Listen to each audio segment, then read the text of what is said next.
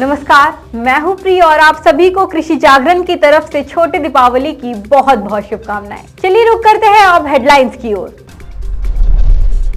देश के किसानों के लिए बड़ी खुशखबरी, ड्रोन खरीदने पर 100% तक की सब्सिडी दे रही सरकार। दिवाली से पहले एसबीआई ने दिया बड़ा तोहफा, अब खाता धारकों को होगा फायदा। हेमंत सोरेन सरकार ने किया बड़ा ऐलान, गाय भैंस की खरीद पर महिलाओं को मिलेगी 90% तक की सब्सिडी।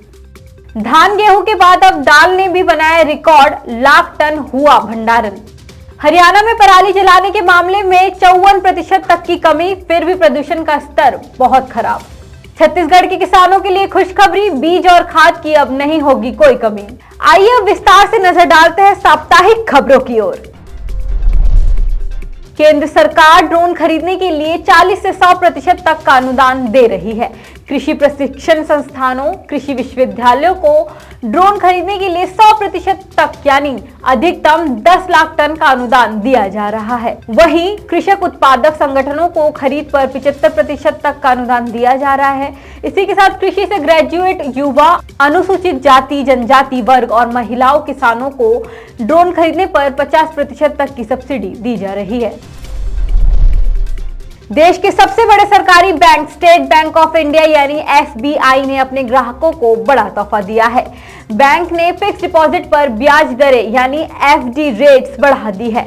अब एसबीआई में डिपॉजिट के रूप में पैसे रखने पर अधिक ब्याज मिलेगा। एफडी पर बढ़ी हुई ब्याज दरें 22 अक्टूबर 2022 से प्रभावी होंगी। बैंक के इस कदम से ऐसे ग्राहकों को अधिक फायदा होगा जो फिक्स डिपॉजिट के रूप में जमा राशि पर निर्भर रहते हैं। हाल ही में बैंक ने अपना कर्ज महंगा कर दिया था, अब उसने फिक्स डिपॉजिट पर ब्याज दरें बढ़ाकर ग्राहकों को राहत देने की कोशिश की है।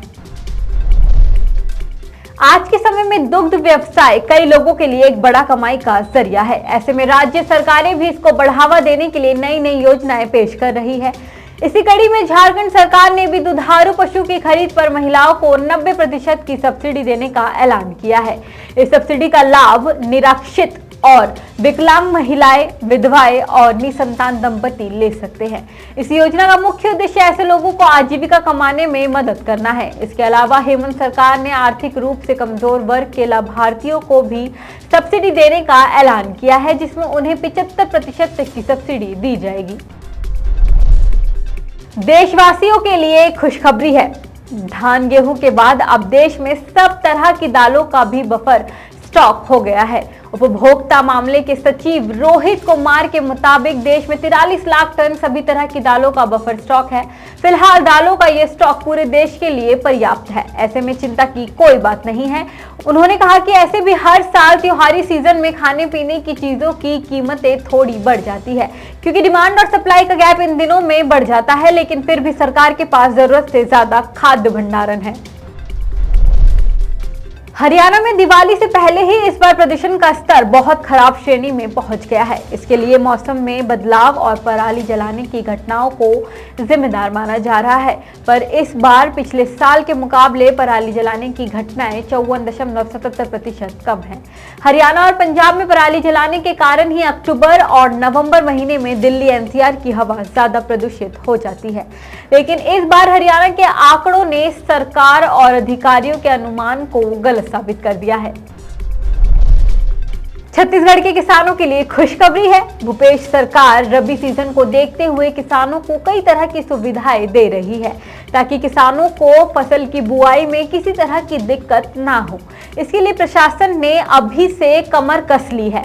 कृषि उत्पादन आयुक्त डॉक्टर कमलप्रीत सिंह ने अधिकारियों को बीज, उर्वरक और कृषि ऋण वितरण के लिए पुख्ता व्यवस्था करने के लिए निर्देश दिए हैं। डॉक्टर कमलप्रीत सिंह ने रबी सीजन में रासायनिक उर्वरकों और बीजों की व्यवस्था के लिए मार्कफेड, बीज निगम और एपेक्स बैंक से समन्वय स्थापित करने और सहकारी समितियों एवं निजी क्षेत्र में भंडारण के लिए आवश्यक कार्रवाई करने के भी निर्देश दिए हैं।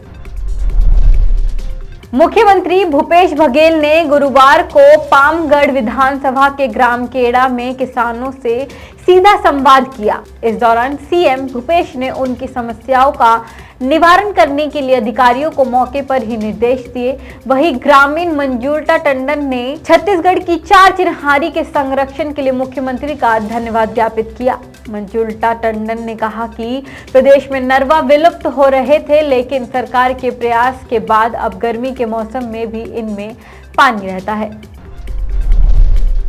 आज सुबह की शुरुआत से ही धूप खिली हुई है, आसमान पूरी तरह से साफ है। आईएमडी के अनुसार आज दिल्ली में बारिश की कोई आशंका नहीं है, जिसके कारण अधिकतम तापमान 32 डिग्री सेल्सियस तक रहने की संभावना है।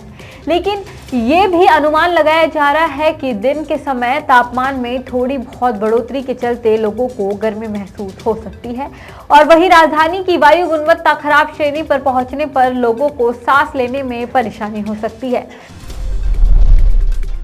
और आज एफटीबी ऑर्गेनिक के क्विज कंपटीशन में आपके लिए सवाल है कि सेंट्रल टोबैको रिसर्च सेंटर कहां स्थित है, और आपके ऑप्शंस हैं number 1 Coimbatore, number 2 Rajahmundry, number 3 Shimla, number 4 Cuttack. तो देरी किस बात की है, फटाफट से हम इसका जवाब कमेंट करके जरूर बताएं और जीते एफटीबी ऑर्गेनिक के डिस्काउंट कूपन्स और ढेरों इनाम। साथ ही ऐसी अन्य जानकारी के लिए बने रहिए हमारे यानी कृषि जागरण के साथ। धन्यवाद।